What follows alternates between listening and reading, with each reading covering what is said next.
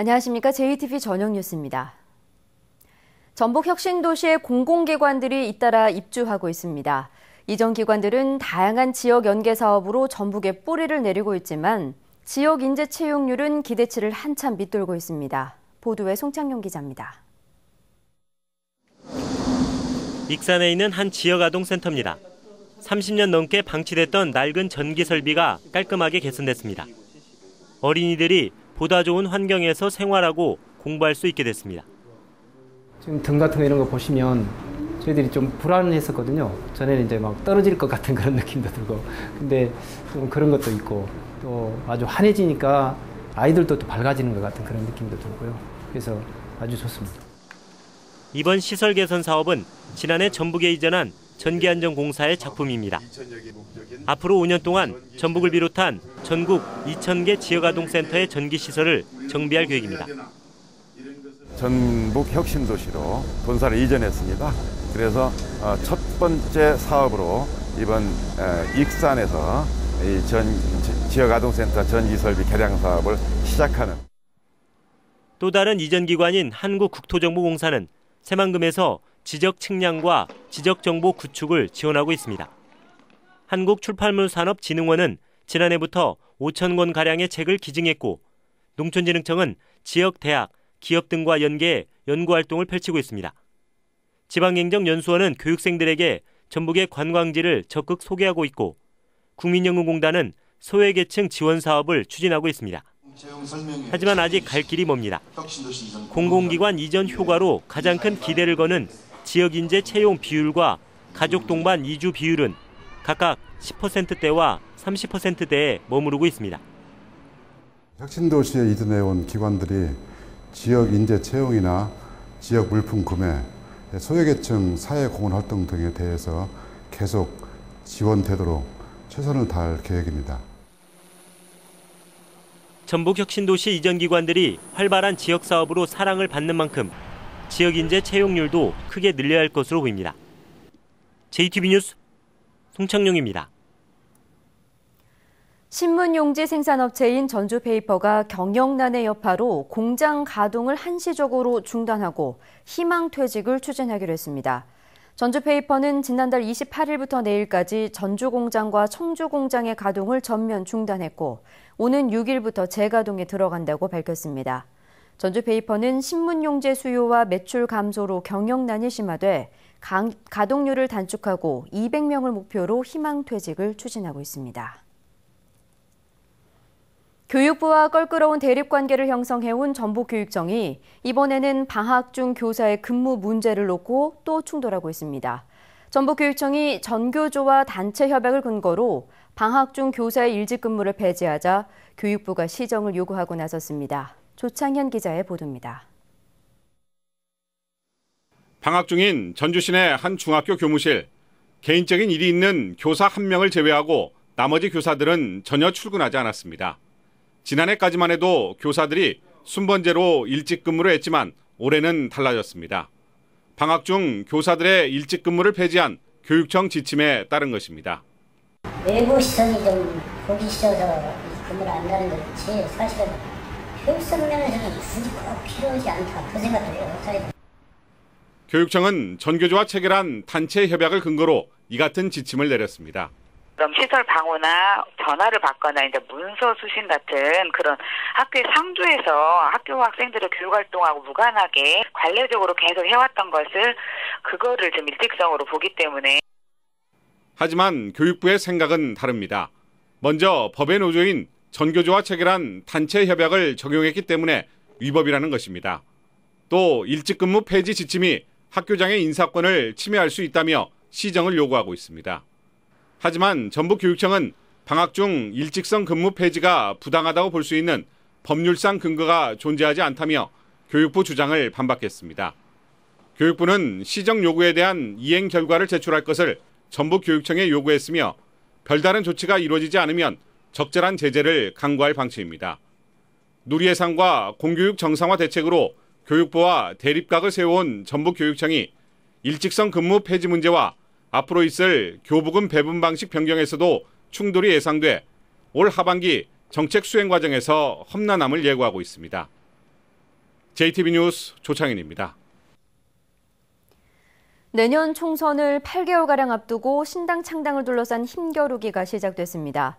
무소속으로 신당 창당을 주도하는 천정배 의원이 오늘 전북을 찾아 신당 창당의 필요성을 강조했습니다. 그러나 새정치연합의 정세균 상임고문은 신당 창당은 야당 분열로 이어지는 최악의 사태라고 맞섰습니다. 김철 기자입니다. 새정치연합에서 사선 의원을 지낸 뒤 무소속으로 5번째 금배지를 단 천정배 의원이 전북을 찾았습니다. 천정배 의원은 소통과 책임이 없는 새정치연합으로 내년 총선을 치르면 새누리당에게 크게 패할 것이라며 신당이 필요하다고 주장했습니다. 이 새정치연합이 내년에 무슨 총선을 승리한다는 것은 불가능한 일입니다. 최악의 대참사죠. 이것은 야당만의 참사가 아닙니다. 한국의 어떤 정치의 이제 균형이 완전히 무너질 것입니다. 천 의원은 신당 창당의 시기와 윤곽이 이달 말쯤 드러날 것이라고 말했습니다. 정동영 전 장관과의 연대 가능성은 구체적으로 언급하지 않았습니다. 다만 개혁적이고 미래지향적인 후보라면 누구나 신당과 함께할 수 있다고 밝혔습니다. 그러나 신당 창당에 부정적인 의견도 적지 않습니다. 새정치연합의 정세균 의원은 천 의원보다 하루 먼저 전북을 찾아 신당 창당은 야당의 분열을 부르는 최악의 시나리오라고 주장했습니다. 통합이 최선이고 또 연대가 차선이고 단일화는 기본이고 분열은 최악이다. 신당 창당이 개혁적이고 참신한 인물 영입으로 이어지면 전북에 새바람을 몰고 올 수 있습니다. 그러나 신당에 참여하는 인사들이 새정치연합의 비주류로 채워지면 그나물의 그 밥이라는 비판 속에 유권자의 정치 무관심만 커지게 됩니다. 지난 6월 새정치연합의 자체 여론조사에서 신당의 정당 선호도가 새정치연합보다 높게 나왔습니다. 이번 여론조사로 신당이 주목받고 있는 가운데 정치권의 변화를 이끌 신당이 실제로 창당될지 아니면 찻잔 속 태풍에 그칠지 주목됩니다. JTB 뉴스 김철우입니다.